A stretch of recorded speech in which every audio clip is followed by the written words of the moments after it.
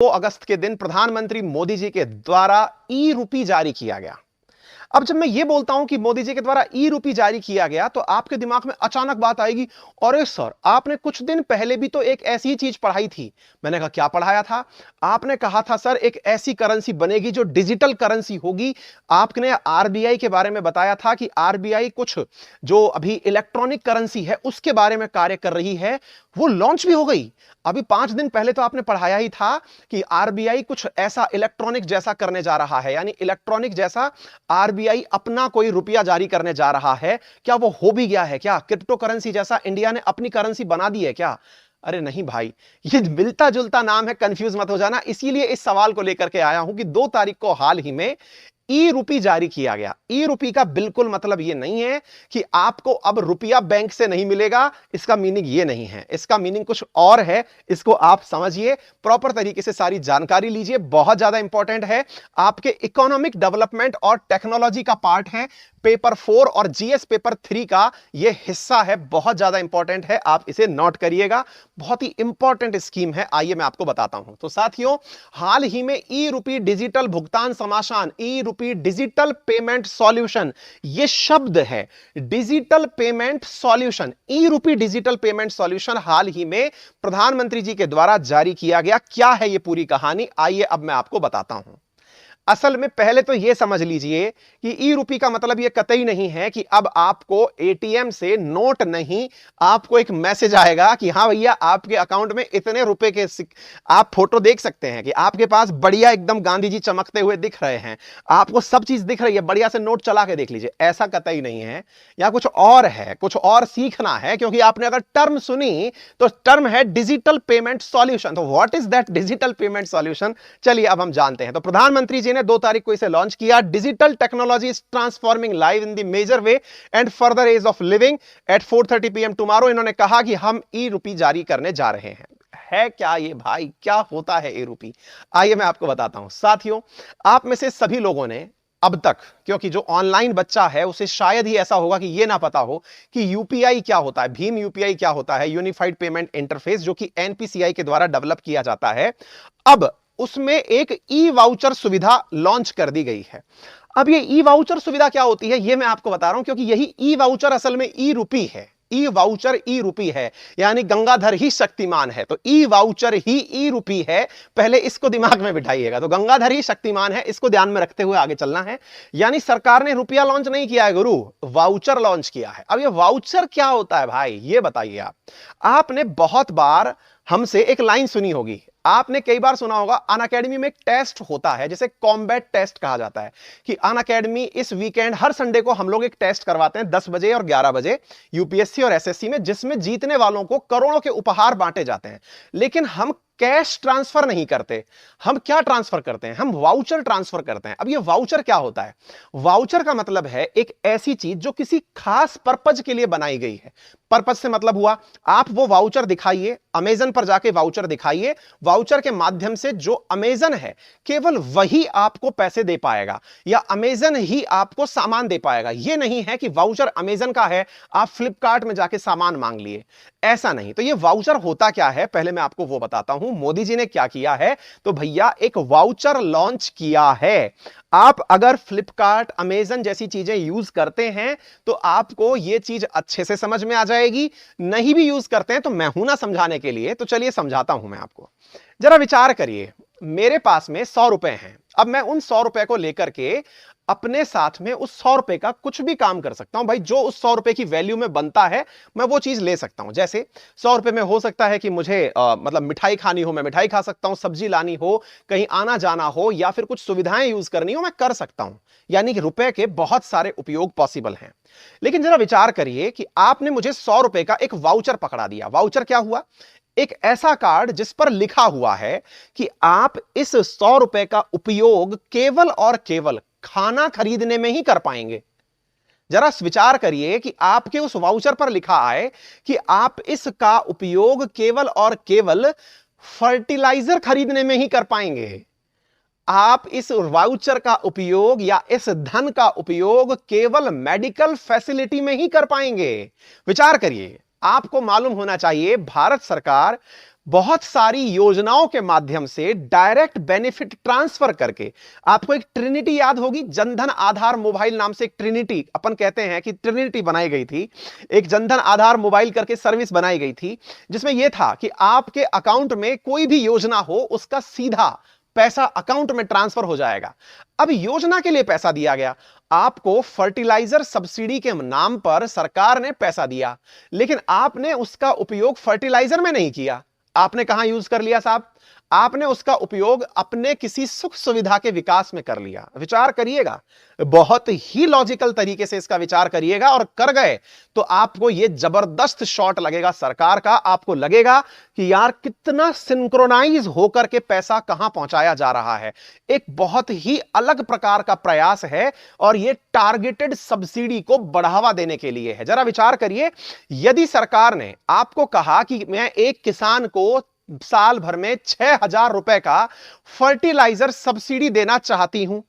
Fertiliser subsidy का मतलब हुआ कि आप उस पैसे का उपयोग केवल और केवल फर्टिलाइजर खरीदने में ही कर सकते हैं। अभी तक सरकार आपको पैसे अकाउंट में डालती थी, जिसका आप करते क्या थे? आप उस 6,000 रुपए का फर्टिलाइजर परचेज नहीं करते थे, आपने 3,000 का यूज कर लिया, 3,000 का कहीं और यूज कर लिया। कई बार तो ऐसा भी हुआ कि फर्टिलाइजर कहीं से अपना नेचुरल डाल दिया और उस फर्टिलाइजर का उपयोग, पैसे का उपयोग कहीं और कर लिया। लेकिन जरा विचार करिए, अब सरकार आपको अपने अकाउंट में पैसा देती है, और पैसा नहीं दे रही है, वो एक वाउचर दे रही है। वाउचर भी ऐसा जिसे आप जाइए फर्टिलाइजर वाली शॉप पर दिखाइए या बैंक में जाके दिखाइए, और आप दिखा करके कहिए कि सर मेरे पास 6,000 रुपए का वाउचर है फर्टिलाइजर सब्सिडी का, कृपया करके मुझे इतने रुपए का फर्टिलाइजर दे दीजिए। आपका यूज स्पेसिफिक हो गया, और अगर यूज स्पेसिफिक हो गया तो गवर्नमेंट के द्वारा दी जा रही सब्सिडी अब टारगेटेड हो सकती हैं। टारगेटेड का मतलब उन्हें एक निश्चित प्रोडक्ट पर ही खर्च किया जा सकता है, और जब सब्सिडीज टारगेटेड हो जाएंगी तो लाभ भी तुरंत दिखने लगेगा। अगर सरकार ने किसानों के अपलिफ्टमेंट के लिए, यदि मान लीजिए सरकार ने आपसे कहा कि बिजली के बिल के भुगतान में हम आपको वेवर देना चाहते हैं, यानी लाभ देना चाहते हैं कि बिजली के बिल का आपको इतना रुपया सरकार देगी, आपने उसका उपयोग कहीं और कर लिया। नहीं भाई, अब आप इसका उपयोग बिजली के बिल में ही करिए, तब जाकर के उस समस्या का समाधान हो पाएगा। आप इसका विचार करें, यानी कि एक ऐसा पास जो टारगेटेड काम करेगा। मान लीजिए कि किसी महिला को उसके गर्भस्थ शिशु की देखभाल के लिए या न्यूबॉर्न बेबी के लिए पैसा दिया गया कि आप ये धन पकड़िए और इससे उपयोग करिए उस बच्चे का जीवन सुधारने में। महिला ने उस पैसे का उपयोग अपनी किसी और खास काम के लिए यूज कर लिया, तो ऐसी स्थिति में ना तो महिला का स्वास्थ्य सुधरा, ना उस बच्चे का, और सरकार का पैसा भी चला गया।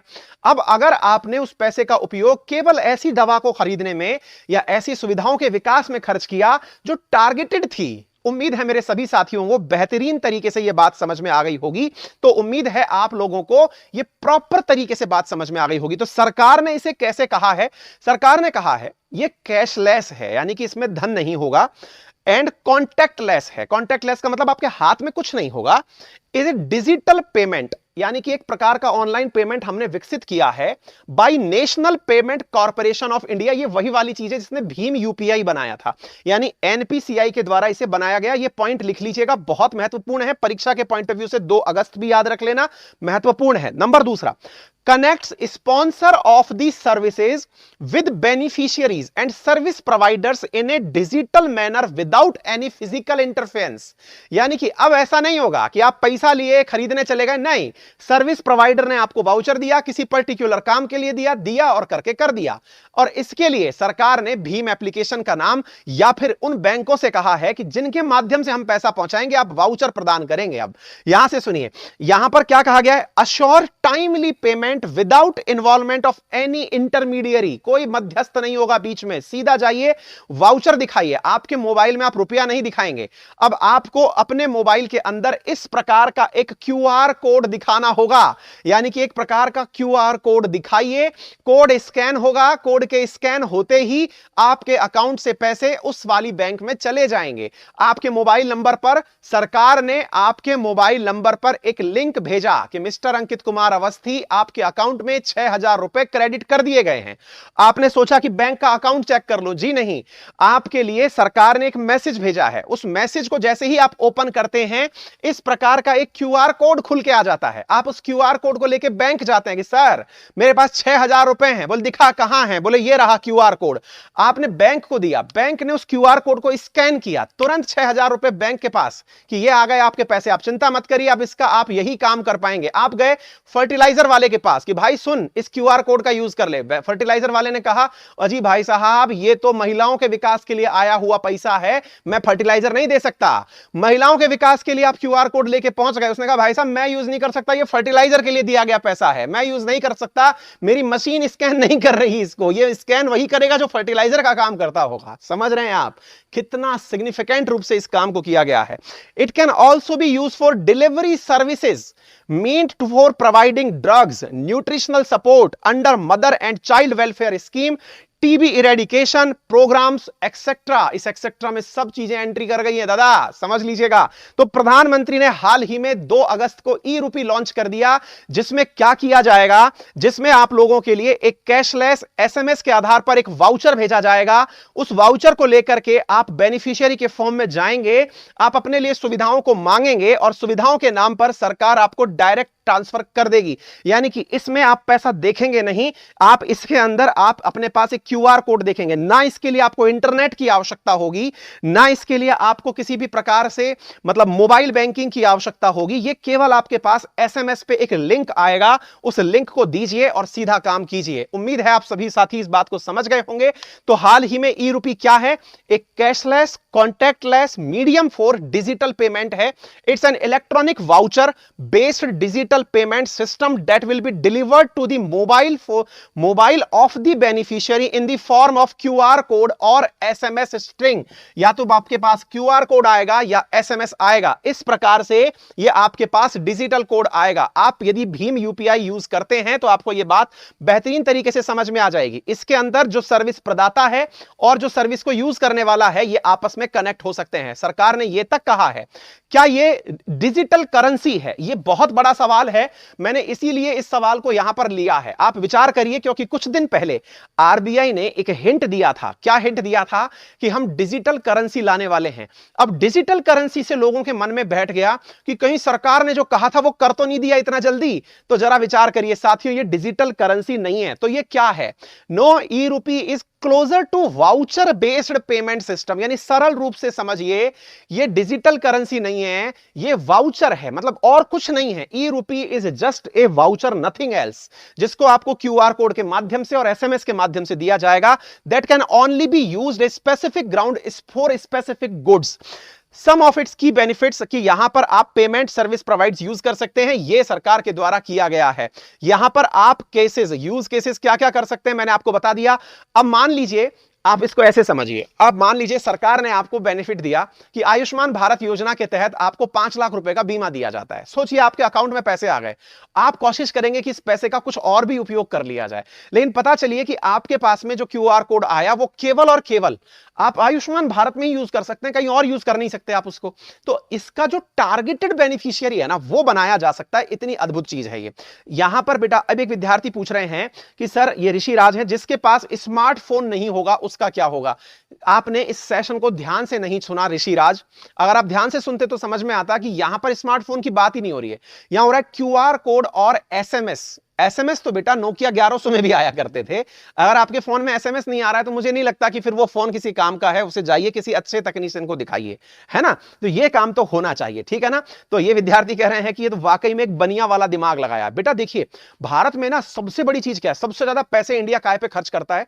India is a welfare state. और कोई सी भी सरकार आए, चाहे एनडीए की आए, चाहे यूपीए की आए, चाहे कोई सी भी सरकार आए, थर्ड गठबंधन आए, जो भी आए, हम सभी लोग हमारी डीपीएसपी में दिया गया जो लोक कल्याणकारी राज्य की स्थापना है, उसके तहत वेलफेयर के नाम पर बहुत पैसा रिलीज करते हैं। लेकिन मुसीबत यह है कि उसमें लीकेजेस बहुत हो जाते हैं। लीकेजेस का मतलब हुआ, मनरेगा के तहत मजदूरी दी गई किसी मजदूर को, भाई साहब बीच में ब्रोकर ने कहा कि तेरे को मजदूरी मैं तभी दूंगा जब तू 100 रुपए निकाल के मुझे देगा। ये बिल्कुल वैसे वाली स्थिति हो गई। आपने किसी काम के लिए पैसे दिए, आप हॉस्पिटल गए, हॉस्पिटल में आपने इलाज करवाया, उसने हॉस्पिटल वाले ने कहा चिंता मत कर, एक काम कर, तेरा मेरा बिल जो है ना तेरा मैं 1.5 लाख का बना देता हूं, तू 1.5 लाख रुपए लाके मेरे को दे दे, मैं तेरे को पैसे रिटर्न कर दूंगा। नहीं, सरकार ने कहा जो काम है ना उसका लिंक बनाइए, सीधा लिंक पे पेमेंट मारिए, कोई बीच में लीकेजेस नहीं है। कोशिश सरकार जो कर रही है वो लीकेजेस को रोकने की कर रही है ताकि टारगेटेड बेनिफिशियरी बन सके, है ना बेटा। तो ये एक अपने आप में आपको समझने वाली चीज है, ठीक है। उम्मीद है कि आप इसकी वजह से ये समझ पाए, ये वो आंसर्स हैं जो आपको मेंस के आंसर में लिखने हैं कि किस प्रकार से डिजिटल इंडिया ने या फिर डिजिटलाइजेशन ने करप्शन को और किस प्रकार से डिजिटलाइजेशन ने लैक ऑफ पेमेंट को कम करने का प्रयास किया है। यानी कि यह एक प्रकार का वो मेथड है जिसकी वजह से चीजों को नॉर्मलाइज किया जा सकेगा। कोई सी भी सरकार हो, जब सबसे पहले यूपीए सरकार थी तो वो आधार कार्ड का कंसेप्ट ही इसीलिए लेके आई थी ताकि एक टाइम पर आधार कार्ड से मोबाइल नंबर को, अकाउंट्स को, जब ये एनडीए सरकार आई तो इन्होंने आधार कार्ड के साथ में बैंक अकाउंट जोड़ दिए। कोई अगली सरकार आएगी, हो सकता है कुछ वो और काम करे, क्योंकि अल्टीमेटली सारी सरकारें आप और हमारे हित के लिए काम करती हैं। कोई सी भी इसमें आप ये दिमाग मत लगाया करिए यूपीए ये करता है, एनडीए ये करता है। सरकारें लोक कल्याणकारी राज्य की स्थापना चाहती हैं। नीतियां तरीके अलग अलग तरीके से हो सकते हैं। कोई भी सरकार तब तक एग्जिस्ट नहीं कर सकती जब तक वो वेलफेयर स्टेट की कामना ना करे, ठीक है ना। उम्मीद है आपको यह बात समझ में आ गई होगी। तो यहां पर साथियों लिस्ट ऑफ बैंक्स है जहां पर ई रूपी मिलने वाला है, मतलब यूनियन बैंक ऑफ इंडिया, ये सब चीजें मैंने आपको बता दिया, ये क्या काम होने वाला है, कौन कर रहा है इस काम को। तो national Payment Corporation of India के द्वारा इसे किया जाएगा। क्लियर है। उम्मीद है सभी साथियों को यह बात बढ़िया से समझ में आ गई होगी। फिर से अगर आपको यह वीडियो पहली बार में समझ में आ गया है तो एक बार जल्दी से थम्स अप कर दीजिए, वीडियो को लाइक कर दीजिए। इतने विद्यार्थी देख रहे हैं लेकिन लाइक्स की संख्या है ही नहीं। भाई वीडियो को लाइक कर दो यार, कितनी अल्टीमेट चीजें सीख रहे हो। मैंने प्रॉमिस किया था ना शुरुआत में कि आप यदि आप चाहते हैं मेरे साथ में जुड़ करके पढ़ना, फ्री स्पेशल क्लासेस देखना, तो अनअकैडमी पर अभी जाइए और अनअकैडमी लर्निंग एप्लीकेशन अपने मोबाइल में इंस्टॉल करिए। आपको अनअकैडमी देता है लाइव क्लासेस, फ्री क्लासेस और बहुत सारी डाउनलोडेड मटेरियल, लाखों घंटे का कंटेंट, बहुत सारे एडुकेटर्स की क्लासेस, सारी चीजें। और हां, नेक्स्ट वीक से आ रहे मेरे जितने भी नए कोर्सेज हैं उनके लिए आप एनरोल कर लीजिए। मेरा रेफरल कोड है अंकित10, जिसका उपयोग करके आप 10% इमीडिएट डिस्काउंट प्राप्त करते हैं अनअकैडमी की सभी क्लासेस पे। एसएससी में जो मेरी पेड क्लासेस हैं ये मंडे से वापस शुरू हो रही हैं, रिज्यूम हो रही हैं, तो निश्चित ही आप उसमें एनरोल कर पाएंगे और बहुत ही बेहतरीन तरीके से हम एक निर्धारित समय के अंदर अपना काम कंप्लीट करेंगे। अभी जो हमारी क्लासेस वर्तमान टाइम पर नहीं हो पा रही हैं उसके पीछे मैंने आपको कारण दिया, हालांकि वो एक एक्सक्यूज है, लेकिन आप इसे कंसीडर करें कि मैं अभी आउट ऑफ स्टेशन हूं और कोशिश नहीं कर पा रहा हूं और मैं ऑफिशियल काम से बाहर आया हुआ हूं। लेकिन हां, जो भी आपकी चीजें बची हुई हैं उन्हें निश्चित ही पूरा कराऊंगा। और एक जो प्रॉमिस है वो ये कि एसएससी की तैयारी कर रहे विद्यार्थी जो लंबे समय से मुझे डिमांड कर रहे हैं कि करंट अफेयर का रिवीजन करा दीजिए और एक 8:30 वाली इवनिंग की क्लास का डिमांड कर रहे हैं, चिंता मत करिए, आपके पेपर से पहले मैं 6 महीने का करंट अफेयर आपको किसी दिन स्पेशल क्लास लगा करके पढ़ा दूंगा। तो डोंट वरी, आप बेफिक्र रहें और आपका ये सारा काम हो जाएगा, ठीक है। तो फिलहाल के लिए आप जल्दी से अपने मोबाइल में अनअकैडमी लर्निंग एप्लीकेशन इंस्टॉल कर लीजिए और मेरी पुरानी क्लासेस फटाफट देख लीजिए ताकि नई क्लासेस आपको मिल जाए। एक बार सब्सक्रिप्शन लेने पर उस कैटेगरी में जितने भी एडुकेटर्स पढ़ा रहे हैं सबकी क्लासेस आपको दिख जाएंगी, ठीक है बेटा। तो क्या करना है, गूगल प्ले स्टोर पर जाइए, अनअकैडमी लर्निंग ऐप इंस्टॉल करिए, फोन नंबर से अपने आपको रजिस्टर करिए, रेफरल कोड अंकित10 यूज करिए, 10% डिस्काउंट इमीडिएटली प्राप्त कर लीजिए। आपका समय शुभ हो, अपना ख्याल रखें, बड़ों का सम्मान करें, छोटों को प्यार दें, अपना व्यक्तित्व इस प्रकार से विकसित करें कि महिलाएं आपके साथ सुरक्षित महसूस करें। धन्यवाद।